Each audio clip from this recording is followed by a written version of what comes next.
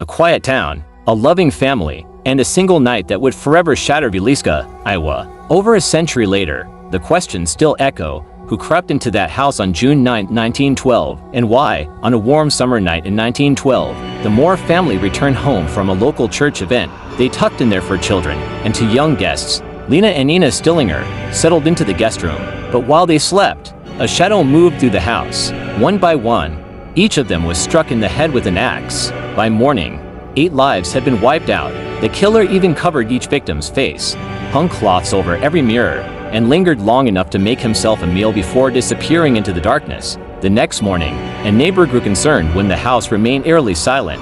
What she discovered triggered one of the most horrifying scenes in American history. Soon, neighbors flooded the house, trampling evidence and feeling hysteria. Panic swept through Villisca. Doors were locked, windows barred, and whispers of a madman on the loose consumed the town. Detectives scrambled to make sense of the carnage. Suspects quickly emerged. Reverend George Kelly, a traveling preacher with a troubled mind, confessed, then recanted. He was tried but ultimately acquitted. Then there was Frank Jones, a powerful businessman with a bitter grudge against Josiah Moore. Some believed he hired a killer, but no proof ever surfaced.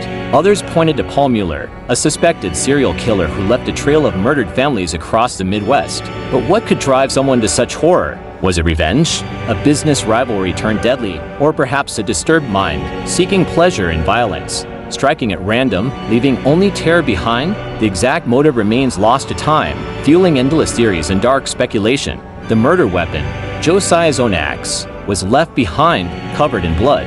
Footprints in a blood-stained lamp hinted at careful, deliberate movement, but forensic science in 1912 was primitive. No fingerprints, no DNA, no clear leads, and with the crime scene overrun by curious neighbors, any hope of solving the case evaporated almost immediately.